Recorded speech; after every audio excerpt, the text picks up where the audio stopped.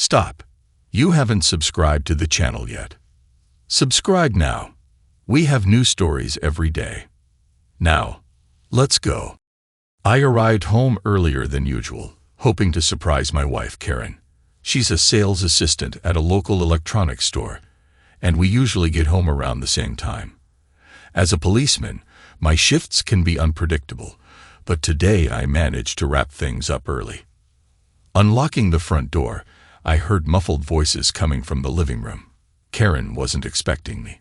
She usually watches her favorite shows after work. I walked quietly, thinking about how to surprise her, maybe suggest an impromptu dinner date. But as I stepped into the living room, I saw that. She was on the couch, tangled in an embrace with another man.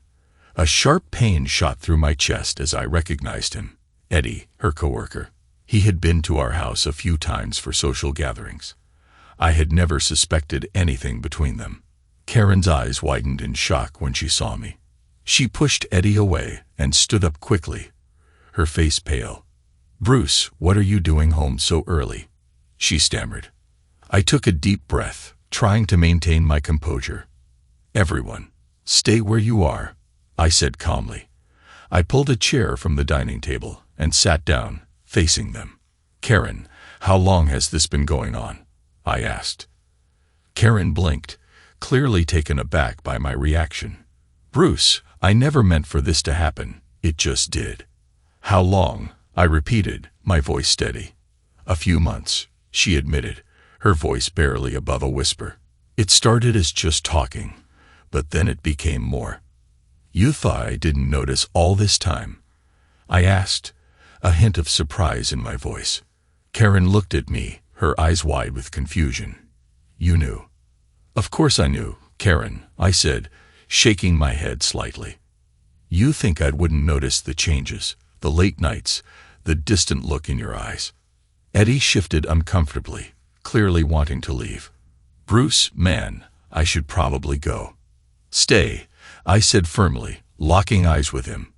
"You're a guest in my house after all." Karen looked at me, tears streaming down her face. "Bruce, I'm so sorry. I love you. Can we just try to fix this?" I sighed. "I don't know for now." Turning to Eddie, I added, "You can leave now. Thanks for staying." Eddie nodded quickly, practically running out the door. Karen stood there, looking lost and broken. "I'm going for a walk," I said, heading towards the door. "We'll talk later." As I stepped outside, I heard Karen sobbing quietly behind me. It was already getting dark. The cool evening air helped clear my mind as I walked towards the local park. They sold delicious hot dogs there, and I figured some comfort food might help. I bought one and started walking, eating the hot dog as I pondered what to do next. Karen's voice echoed in my head. "Can you handle this?" I had responded that I didn't know, but the truth was I wasn't going to forgive her. I was a man of honor, and I didn't want to crush her hopes outright. Yet deep down, I knew the betrayal had cut too deep.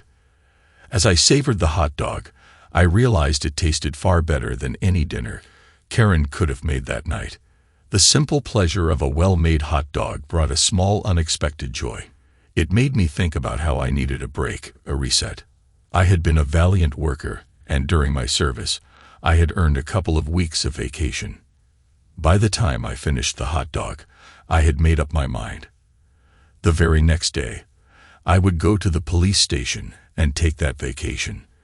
I didn't know yet what I would do during this time, but I needed to get away from the turmoil at home. After finishing my hot dog, I walked around the park, the calmness of the surroundings helping me clear my thoughts. I continued to the city center, wandering aimlessly, letting my mind wander. By the time I returned home, it was already dark. To my surprise, Karen was already asleep. I had expected her to be up waiting for me, eager to talk, but the house was silent. Quietly, I made my way to the guest room. I woke up the next morning still in my clothes from the night before. I had been so drained that I didn't even bother to undress. When I made my way to the kitchen, Karen was already there, waiting for me with a delicious breakfast spread out on the table. She had made all my favorites: bacon, eggs, pancakes, and fresh coffee. Normally, my stomach would have growled at the sight, but today it felt like a cruel joke. "Bruce, I made you breakfast," she said softly, hope in her eyes. I just waved it off, feeling a surge of irritation. "This is so banal, Karen." My stomach was my Achilles heel. I love to eat, but today I couldn't bring myself to enjoy her attempt at reconciliation. Instead, I made myself some instant coffee and ate 4 store-bought waffles, leaving her breakfast untouched. Karen watched me, clearly wanting to talk, but I couldn't do it. "What can we talk about here?" I said, not meeting her eyes. "I don't see the point." She opened her mouth to respond, but then thought better of it. I left the kitchen and got ready for the day, my mind focused on what I needed to do next.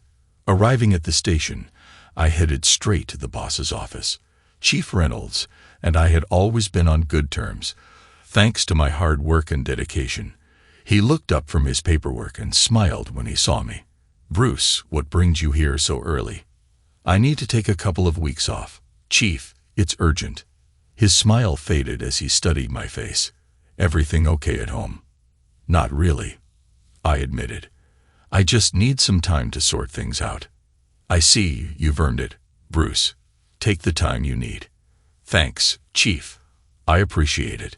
He signed off on the vacation request without hesitation, and I left his office feeling a mix of relief and apprehension. Leaving the station, I finally knew what I was going to do. My parents lived too far away for a quick trip, and meeting with friends wouldn't help. I wanted to be alone, away from the city. I remembered the 2-story house in the neighboring county that had belonged to my grandfather. Karen and I had inherited it when he passed away, but we hadn't visited much. The last time I was there, the house was in poor condition. Grandfather hadn't been able to clean it properly in his later years. I didn't remember exactly how bad it was, so I decided to go there first to assess the situation. I needed to see what kind of work it would take to restore it. I packed a few essentials, got into my car, and set off. The drive was peaceful, and the farther I got from the city, the lighter I felt. As I approached the county line, the landscape became more rural, with open fields and scattered forests. About halfway there, as I rounded a bend in the road, I saw a car pulled over on the shoulder. A woman was standing next to it, waving her arms frantically. I slowed down and pulled over, rolling down my window. "Are you okay?" I asked. "Thank God you stopped," she said, looking relieved. "My car broke down, and my phone's dead. Can you help me?" I hesitated for a moment, glancing at the car. It looked like it had seen better days. "I have a tow rope. Let's get your car to the nearest service station," I offered. She introduced herself as Lisa. After securing her car to mine with the tow rope, we slowly made our way to the nearest town.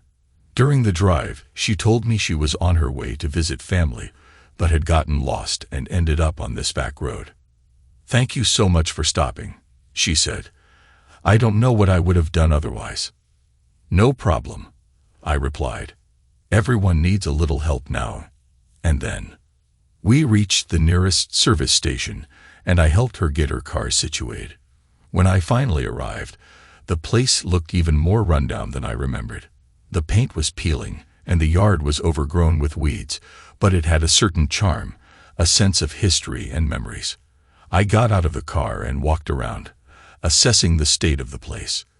The front porch creaked under my weight, and the windows were dusty, but it felt like it had potential.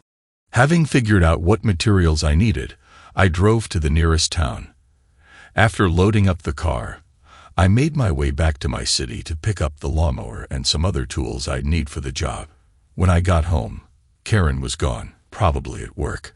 I didn't really care what she was doing, whether she was with Eddie again or not. Anyway, I grabbed the lawnmower and drove back. The lawn was a mess, overgrown with weeds and tall grass. I spent the entire day mowing and cleaning up the yard. I wanted at least the bedroom to be in a livable state for the night. As I worked, I ate semi-finished products and store-bought food to keep me going. By the time the sun started to set, I had made some decent progress. The house was on the outskirts of the city, but the dense thickets surrounding it on three sides made it feel like I was deep in the forest. It was quiet, almost eerily so, but it was exactly what I needed. I cleaned out the bedroom, set up a makeshift bed, and sat down. The room wasn't perfect, but it was a start. In the evening, his wife will call Bruce and ask where he is. He will only answer that he is resting in a quiet place. I still wanted to say something, but he hung up. She called several more times, but he didn't pick her up. That evening, my phone rang, pulling me out of my thoughts. I saw Karen's name flash on the screen. Sighing, I answered, "Hello. Bruce, where are you?" Her voice was tinged with worry. "I'm resting in a quiet place," I replied curtly. "Can we at least talk about this?" she asked, but I hung up before she could say more. She called several more times, but I ignored them. The next morning, I loaded up the car with more materials and headed into town. As I was buying some additional supplies, I spotted Lisa. She saw me too and waved, making her way over. "Hey Bruce, how are you doing?" she asked with a warm smile. "I'm doing okay. Lisa, just picking up some more stuff for the house," I replied. "Great to see you. Listen, I wanted to thank you again for helping me with my car. Can I buy you a coffee?" "My treat," she offered. I hesitated for a moment but then agreed. "Sure, that sounds nice." We found a small cafe nearby and grabbed a table outside. Lisa ordered us both coffees and a couple of pastries. "So, how are you settling in?" she asked. "It's a work in progress," I said, taking a sip of my coffee. "I'm trying to fix up my grandfather's old house. It's in pretty rough shape, but it's a project." She nodded. "Sounds like a lot of work. I admire your dedication. It's keeping me busy, that's for sure. What about you? How are things going with your car?" "All fixed now, thanks to you," she said, smiling. "I came to visit my relatives in the city, and I'm staying with them for a bit. It's nice to be around family." We talked for a while, sharing more about our lives. I found it surprisingly easy to open up to her about what I was going through. "I'd love to see this house of yours," Lisa said eventually. I chuckled. "There's not much to see yet. It's a bit of a disaster zone right now, but once it's in better shape, I'd be happy to show you around." "Sounds like a plan," she said, smiling. "I'm looking forward to it." The house still needed a lot of work. I spent the rest of the day repairing the porch and clearing out more of the clutter inside. As evening fell, I sat on the newly repaired porch looking out at the overgrown yard. It was quiet, just the sound of crickets and the rustling of leaves. Sitting on the porch that evening, I gazed out at the yard. The stars were starting to appear, and the quiet was a welcome change.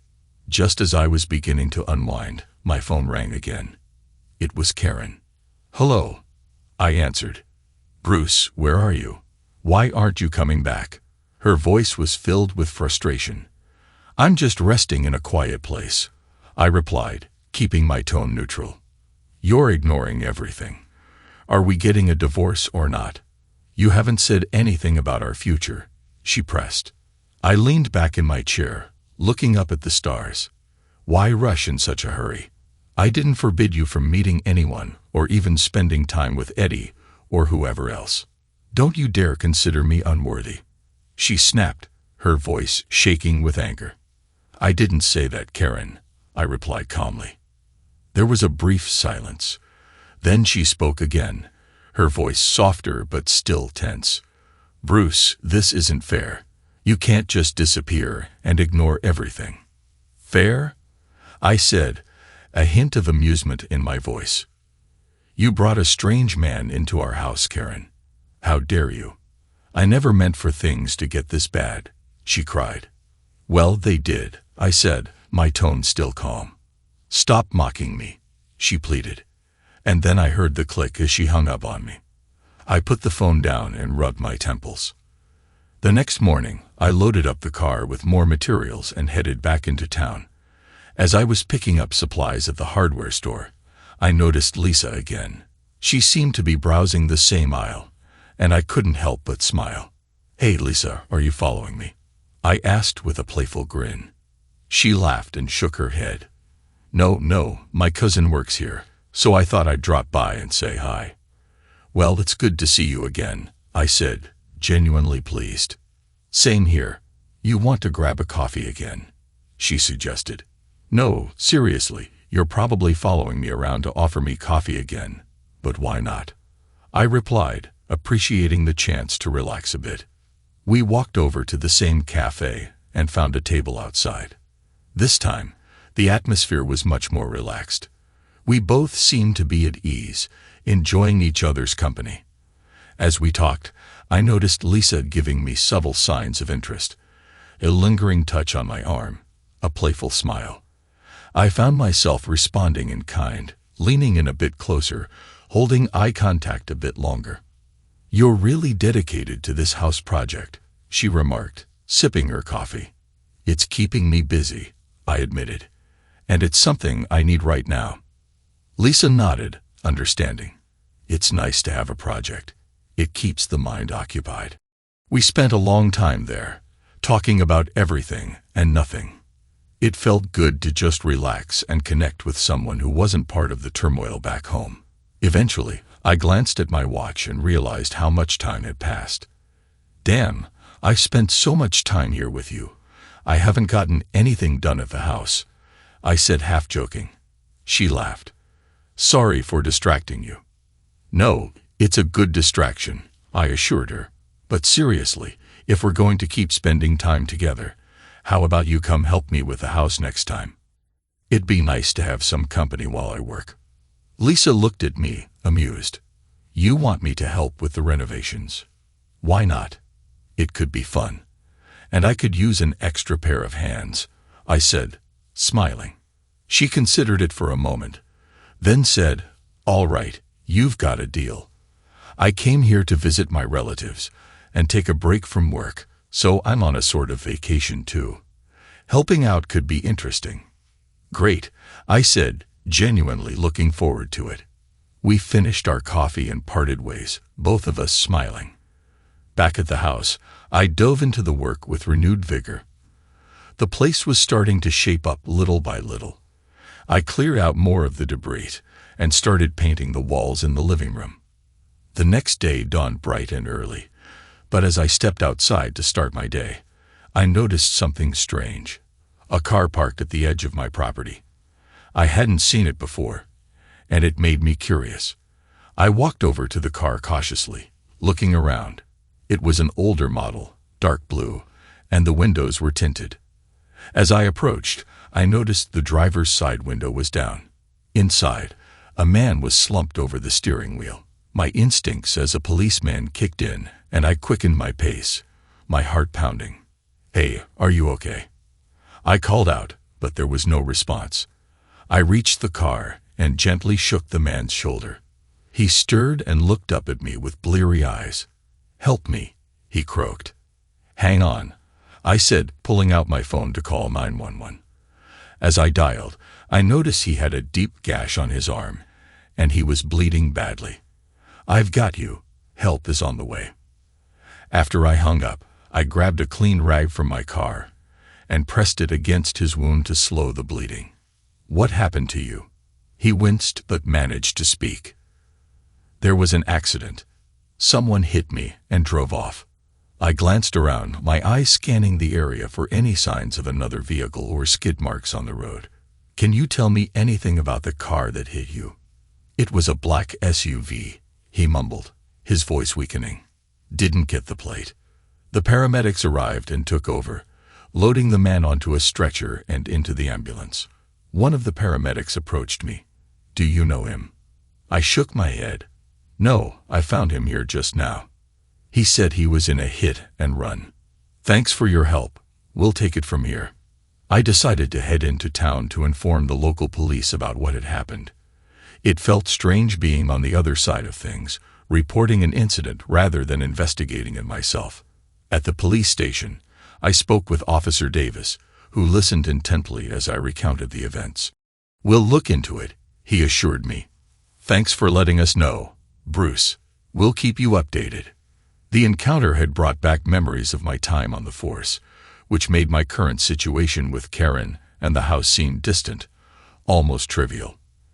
On the way back, I stopped by a diner to grab a quick bite. As I sat at the counter, sipping my coffee, I couldn't shake the feeling that there was more to the hit and run than met the eye. The man's fear seemed genuine, but there was something off about the whole situation. I decided to take a detour on my way back to the house, driving along the road where I had found the car. About a mile from where I had found the man, I spotted skid marks on the road and broken glass scattered near the ditch. I pulled over and got out to take a closer look. The glass was fresh, glinting in the sunlight, and there were pieces of a taillight among the shards. As I examined the scene, my phone rang. It was Officer Davis. "Bruce, we ran the plates on the car you reported. It was reported stolen a week ago," he said. "Stolen?" I replied, my mind racing with possibilities. "We're looking into it, but I thought you should know. Stay safe out there." "Thanks, Davis. Keep me posted." I hung up and stared at the scene before me. A stolen car, a hit and run, and a man left for dead on my property. Something didn't add up. I took a few photos of the scene with my phone before heading back to the house. I reached out to a few old contacts from my days on the force. After a few calls, I managed to get in touch with Detective Ramirez, an old friend who still worked in the city. I explained the situation to him, and he agreed to meet me for coffee later that morning. At the cafe, Ramirez greeted me with a firm handshake. "Good to see you, Bruce. So, what's this about a hit and run?" I recounted the events, describing the man I found, the stolen car, and the scene of the accident. "Something about it doesn't sit right with me," I concluded. Ramirez nodded, his expression serious. "We've had a few reports of similar incidents. Cars being stolen, then used in what seemed like random accidents. It's possible they're connected." "What do you think is going on?" I asked, leaning in. "Could be a number of things: insurance fraud, gang activity, or something else entirely. We're still piecing it together, but I'll look into the details of the car you found and see if it matches any of our cases." "Thanks, Ramirez. I appreciate it," I said, feeling a mix of relief and anticipation. After our meeting, I headed back to the house, my mind buzzing with possibilities. I focused on the renovations for the rest of the day, tackling the plumbing issues and starting to paint the living room. The work was demanding but provided a much-needed distraction. By the time evening rolled around, I had made significant progress. As I took a break on the porch, enjoying the cool night air, my phone was ringing. It was a message from Ramirez. "Got some info. Car matches a vehicle involved in a robbery a few days ago. Might be more to this than just a hit and run. Be careful." I read the message, a chill running down my spine. "Looks like things are getting more complicated," I muttered to myself. The next day, I decided to take a closer look at the area around where I found the man. I spent the morning combing through the ditch and surrounding woods and saw a lot of people. I found a few more pieces of broken glass and what looked like a discarded wallet, but nothing conclusive. As I was about to leave, something caught my eye on a nearby tree. Carved into the bark was a strange symbol, something that looked like a cross between a star and a triangle. I took a photo of it, intending to show Ramirez later. "This is getting weirder by the minute," I said, shaking my head. I drove back to the house and continued working on the renovations, but my mind kept drifting back to the hit and run. Who was the man I had helped? And why had he been left for dead in a stolen car? The next day, I started by reaching out to some old contacts in the police force, hoping to gather more information. The situation with Karen and the house would have to wait. There was a mystery to solve, and I was determined to get to the bottom of it. That evening, Ramirez called me. "Bruce, that symbol you found, it's been showing up at other crime scenes. We're definitely looking at something bigger here. What do you need from me?" I asked, ready to dive in deeper. "Keep your eyes open and stay safe. I'll be in touch with more info as we get it." After hanging up, I felt a mix of excitement and unease. This was turning into something far more complex than I had anticipated. Over the next few days, I focused intensely on the investigation, driven by a need to solve this puzzle. One evening, Ramirez called me again. "Bruce, we got a break in the case. The symbol you found is linked to a local gang known for staging accidents and robberies. They've been under investigation for a while." "Do we have any idea where they're operating from?" I asked. "We have a lead on a warehouse on the outskirts of the house. We're planning a raid tomorrow morning. I thought you might want to be there," he said. "I'll be there," I replied, feeling a rush of anticipation. The next morning, I joined Ramirez and a team of officers at the designated location. The warehouse looked abandoned from the outside, but we knew better. We moved in carefully, weapons drawn, and quickly secured the area. Inside, we found the stolen vehicles and a cache of goods from various robberies. It was clear we had stumbled upon their main operations hub. As we secured the scene, I spotted the man I had found in the car. He was sitting in a corner, handcuffed, guarded by 2 officers. I approached him. "Remember me?" I asked. He looked up, his face a mix of fear and recognition. "Yeah, I remember. You saved my life." "Why were you left for dead?" I asked, wanting to understand his role in all of this. "I was trying to get out," he said. "I wanted to leave the gang. But they don't take kindly to deserters. They set me up to look like an accident, hoping I wouldn't survive." "Well, you're lucky you did," I replied. "And now you're going to help us take them down." With his cooperation, we were able to piece together the rest of the gang's operations. The gang was dismantled, and their reign of staged accidents and robberies came to an end. With the case closed, I could finally turn my attention back to the house and my own life. The days following the resolution of the hit-and-run case saw me returning my focus to the house. The mystery had been solved, but my life was still in need of repair. I found solace in the physical labor, restoring my grandfather's old house piece by piece. Lisa had agreed to help, and her company was a welcome distraction from my troubled thoughts. One afternoon, Lisa arrived with a toolbox in hand, ready to tackle another day of renovations. We worked side by side, painting walls, fixing the porch, and making plans for future improvements. Usually, Lisa left early to get back to her relatives, but today she seemed in no rush to leave. As the sun began to set, I was busy in the kitchen, installing new cabinet handles. Lisa was in the living room, painting the last section of the wall. Time flew by, and before I knew it, it was well past the time she usually left. I finished my task and headed upstairs to the bedroom, thinking about calling it a day. When I entered the bedroom, Lisa followed me up. I turned to her, surprised. "Hey, why are you still here? It's pretty late." She smiled a bit shyly. "I just felt really good being around you today. Listening to your stories about the investigation made me realize how much I enjoy your company." There was a moment of silence as her words hung in the air. She stepped closer and suggested almost in a whisper, "Maybe we could stay together tonight." I hesitated for a moment, thinking about the implications, but the isolation and the connection we shared over the past few days made the decision easier. "Yeah, let's do that," I agreed. We were alone in the house with no one around to intrude. The bed, which had seemed so uncomfortable when I slept there alone, felt surprisingly more welcoming with Lisa by my side. Afterward, we lay in bed, wrapped in each other's arms, the night enveloping us in a blanket of peace. Lisa broke the silence first. "I have a boyfriend," she admitted softly. "He cheated on me. I guess I just wanted to feel something different." I felt a pang of surprise and a bit of indignation. "So you did this just for revenge?" She shook her head, her eyes sincere. "No, Bruce, it's not just about revenge. I like you. You make me feel safe and valued, something I haven't felt in a long time." I sighed, feeling the mixture of emotions.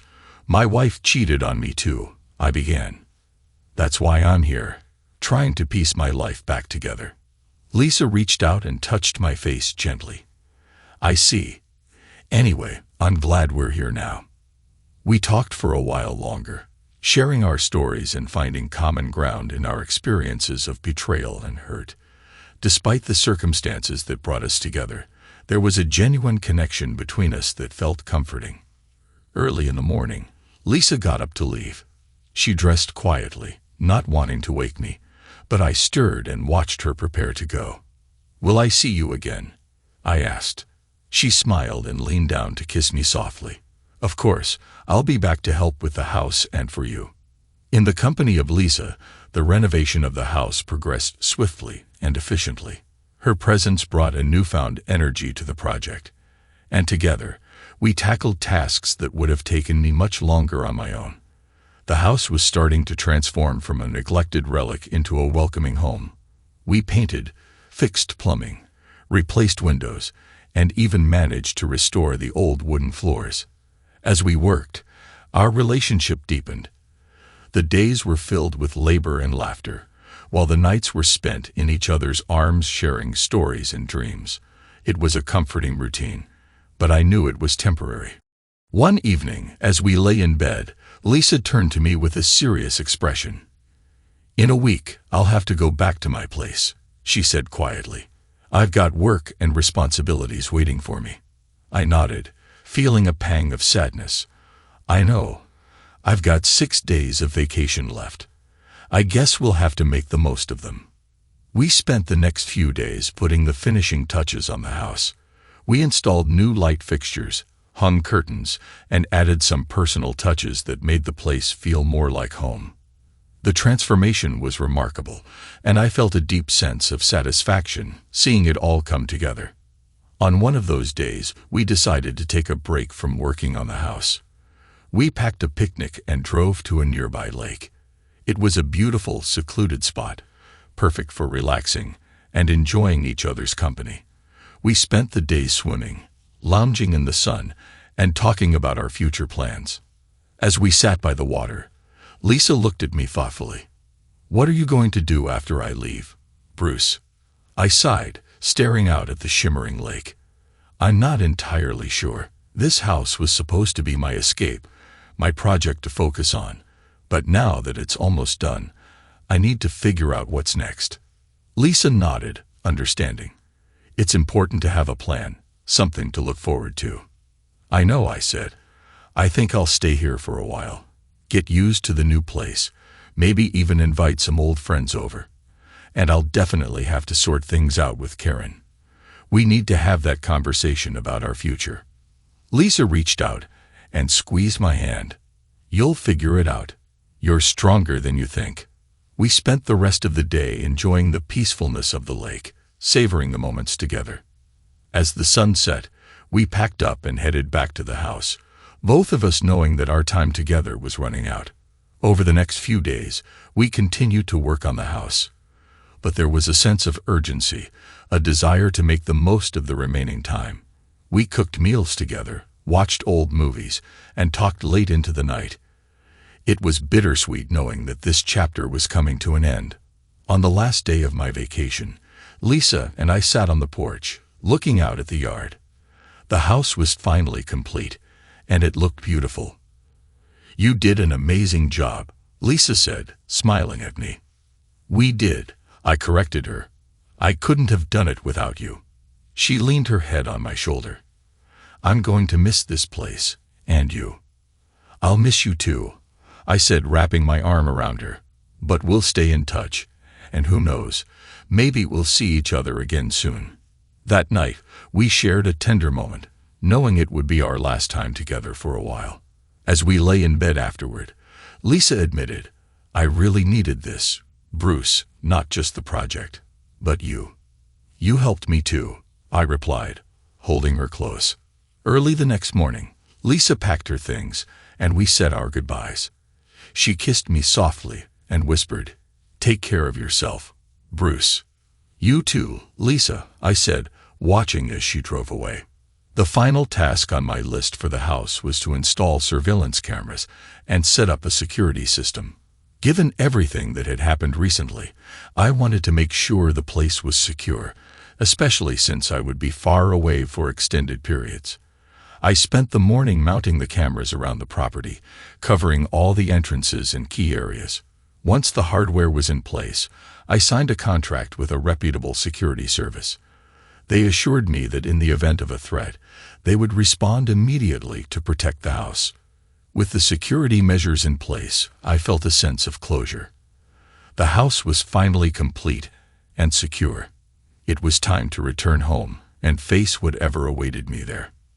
The drive back was a mix of anticipation and trepidation. I had spent weeks away, and I wasn't sure what to expect upon my return. When I pulled into the driveway, I noticed that Karen's car was parked outside. I took a deep breath, steeling myself for the conversation we needed to have. As I walked into the house, the first thing that struck me was the silence. It was unusually quiet, almost eerie. I called out, "Karen, I'm home."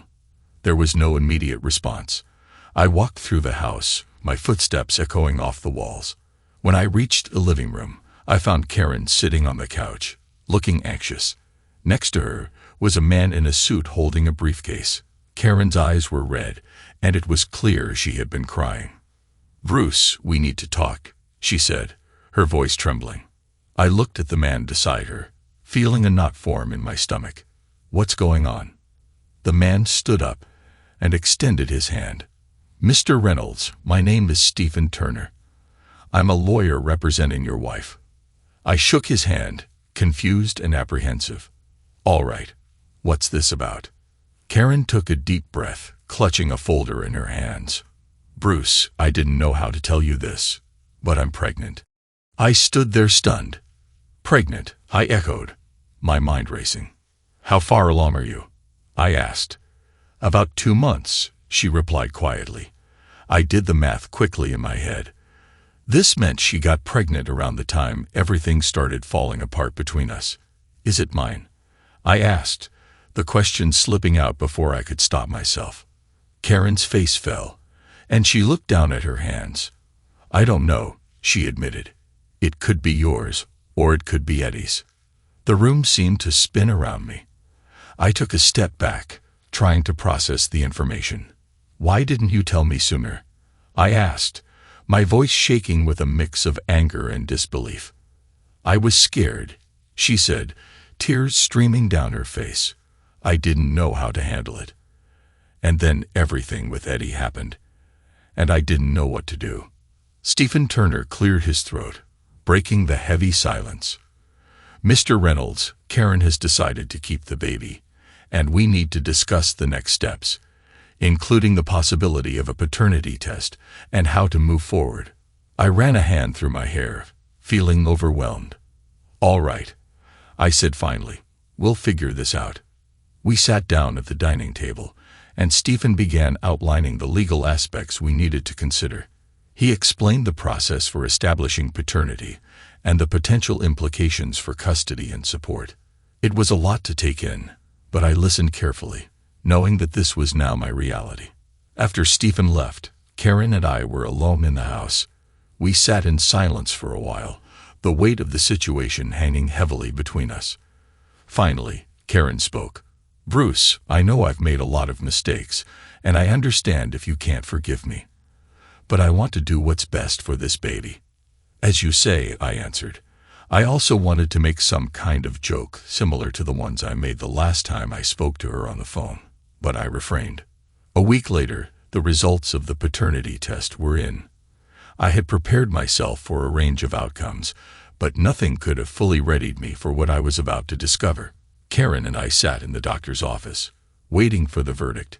Eddie had also voluntarily provided a sample, and now the truth was about to come out. The doctor walked in holding a folder. "Mr. and Mrs. Reynolds," he began, his tone serious. "I have the results here.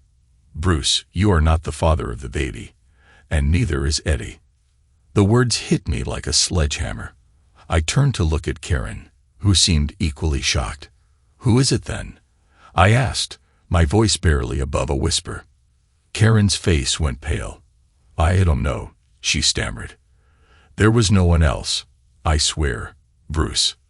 I stood up abruptly, trying to control the flood of emotions. I got it, Karen. Damn you. We left the office in silence, the weight of the revelation pressing down on us. As we drove home, Karen tried to break the tension. "You've grown such an attractive beard," she said, her voice almost admiring. "All this time on vacation, you haven't shaved." I glanced at her, my contempt barely contained. "And you turn out to be even more of a person than I thought." I spat, unable to hold back any longer. My God, if I tell my colleagues at the station about who I got married to, they will laugh at me. Karen's face crumpled, tears streaming down her cheeks. She didn't say anything else for the rest of the drive. We both knew there was nothing left to say. When we finally arrived home, the silence was deafening. We stood in the living room, both of us lost in our thoughts. The house felt cold, devoid of the warmth and hope we had once shared. "What do we do now?" Karen asked quietly, her voice trembling. I took a deep breath, trying to gather my thoughts. "You want to keep the baby, right?" Karen nodded, wiping her tears away. "I want to keep the baby, Bruce, no matter what." I looked at her, feeling a mix of anger, betrayal, and a strange sense of responsibility. "I understand, but we need to establish some boundaries. I need time to process all of this." We spent the next few days in a tense silence, avoiding each other as much as possible. I threw myself into work, trying to distract myself from the chaos at home. One day, Karen entered the room, her eyes red from crying. "Bruce, can we talk?" I looked up, nodding slowly.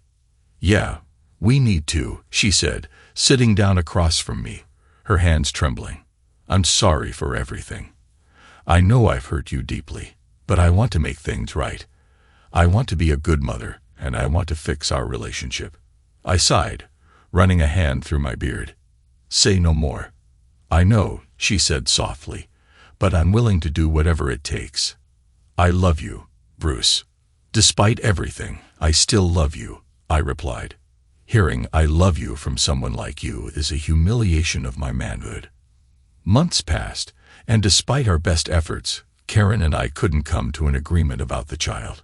We tried mediation, long discussions, and even involved family therapists, but we simply couldn't find common ground. To cope, I buried myself in work. My days were filled with endless tasks and responsibilities, which helped me escape the chaos at home. But the real solace came from my conversations with Lisa. She was my lifeline, a breath of fresh air in the midst of the turmoil. Every day, I would find a moment to call her. We talked about everything and nothing: her job, my cases, the progress on the house, and the little moments that made life bearable. Lisa's voice was a constant reminder that there was still kindness and understanding in the world. One evening, as I was on the phone with Lisa, Karen walked into the room. I glanced at her briefly, then continued my conversation, laughing at something Lisa had said. Karen watched silently, her expression unreadable. She had seen how much these calls meant to me, how they lightened my mood and brought a rare smile to my face. I hung up the phone. Karen stood there, her eyes filled with a sadness that cut me deeply. "You really care about her, don't you?" she asked quietly. "She's been a good friend," I replied, not wanting to add to the already painful situation. Karen nodded, looking away. "I see how you talk to her, how you treat her." "Karen, it's not about replacing you," I said, trying to find the right words. "Lisa is just someone who understands what I'm going through, someone who hasn't hurt me." I lied to her big time and told her we were just friends. I'd really like to leave her because the father is the one who conceived the child, not the one who raised it anyway, I continued. "I suppose so, at least. I haven't told Karen that yet, but I intend to. What do you think? Can I do this? Can I just leave her and go to Lisa?" The last time we spoke, she said that she was looking forward to me at home. And although I have no idea what will happen with the divorce and who will have custody of the child, I definitely don't intend to tolerate this situation in my life. Thanks to everyone who took the time to listen to today's stories. If you enjoyed it, please consider liking and subscribing if you haven't already. Feel free to share your thoughts on the events in the comments below. Take care.